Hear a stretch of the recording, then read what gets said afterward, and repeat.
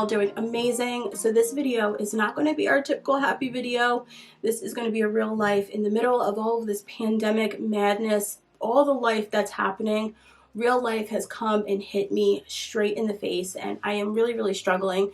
So I want to come on and selfishly talk about it so that it can help me and hopefully help somebody else. If you guys are struggling, if you're not struggling, if you just have been through this situation before, I never thought I would be here ever. Never in my whole entire life would I think I would be in this situation ever again. But we are here and we are facing it day by day, and I'm trying to do the best that I can. But I want to share my story so that I can remember how I felt at this time and hopefully help somebody else. So if we want to go back, a lot of you guys know that I am adopted. I've talked about this. It's a huge part of me. I've always been open and honest about being adopted. I love my adoptive family. That's like my family, the people that raised me. They helped mold me into who I am. My mom and my dad. My mom passed away when I was 10 years old. And that was life-changing, not just for me, but for my family. It changed the whole dynamic of our family. It changed me as a person. It left a lot of longing and sorrow and rebellion. And I just was really going through it as a teenager. When I turned 18, I met my birth parents, and that was life-changing for me because,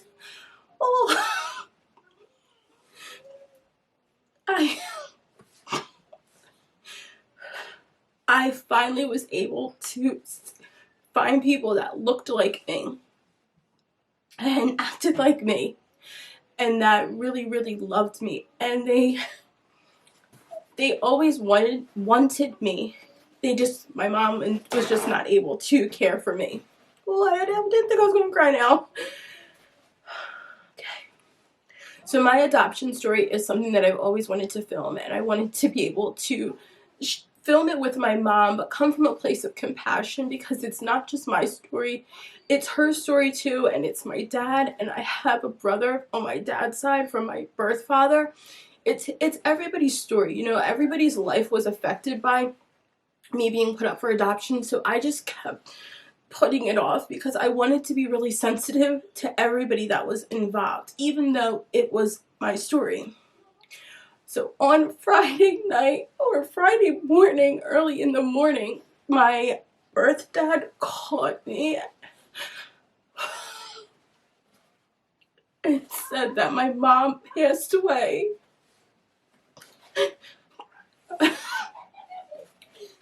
Passed away in the middle of the night, suddenly. We had no idea.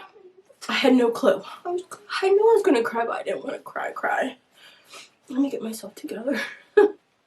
So after I found my birth parents, I found them when I was 18, and basically from 18 into the time that I had kids, 18 to 25, I was really selfish. I looked at it because I don't know, I want to tell the whole story, but I want to talk about them, how they kind of have stepped up for me. After I had kids, we were a family. It was always my mom and my dad. We called them Queenie and Pop, and they were grandparents to my kids. They were super involved.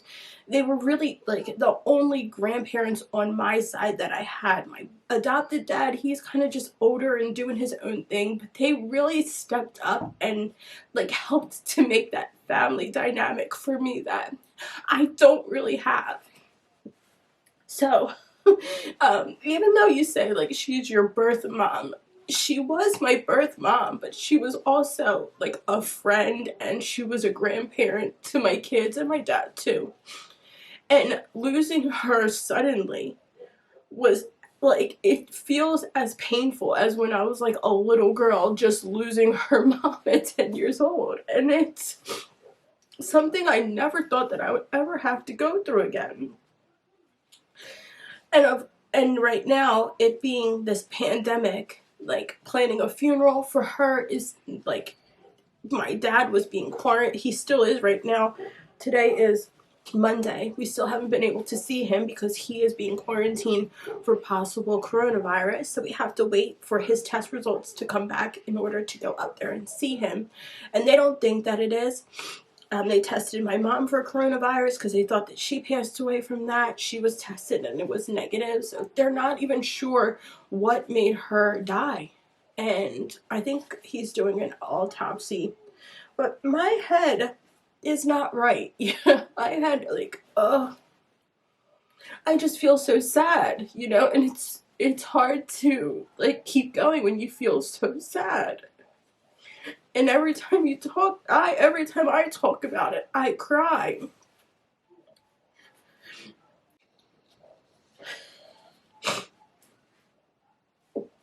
My sister told me, she said, "Oh, stop crying, Sarah."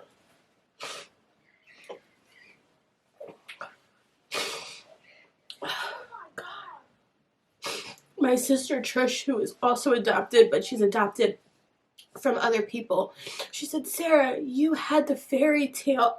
It was a fairy tale. You go and look for your parents, and after all these years, they're still together." And I'm like, yeah, it was a fairy tale. Like, how come it just couldn't stop like that? But I'm coming to peace with the fact that it's no longer, you know, like, I can't be like so sad over what was. I have to be grateful for what we had and for how much she loved me.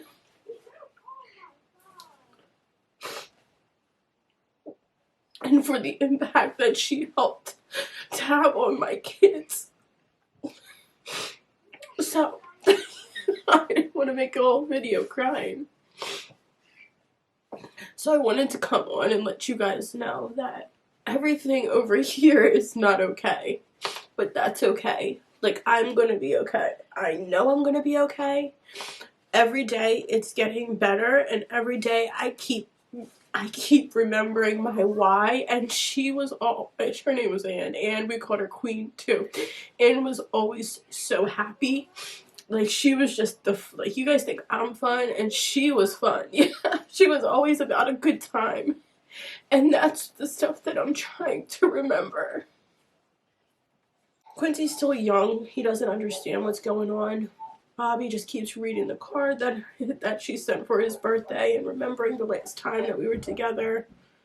She was always there, always. Like, every birthday, every holiday, she was all about family, and I'm really grateful for the time that we did have together.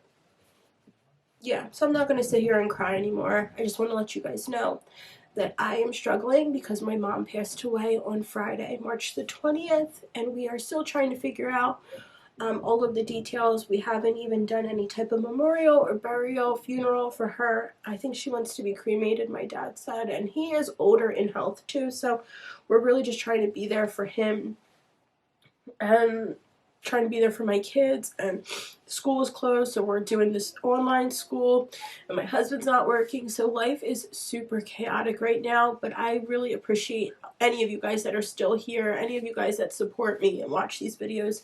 You guys know you mean the world to me. So I wanted to come on. I said it on Instagram first because it was just easier for me to come on there.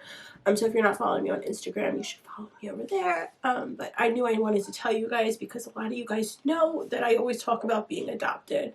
And I'm proud of being adopted, and I'm proud of my birth mom, and I'm proud of, I wish I would have filmed that video. That's why I keep saying, man, you should film that video because it would have been a good memory.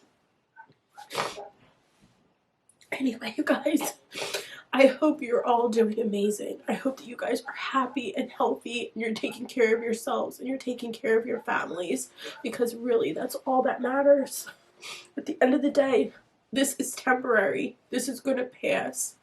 Make memories still with your kids. Alright, you guys, so I had to restart my camera because my SD card is full, but I'm gonna go. I'm not gonna do any secret word for this video. I hope that you guys understand, and I hope you guys have a better understanding of where my head is at. Please don't unsubscribe. I will be back with new videos. I have ideas in my head that hopefully I'll be able to get super duper soon.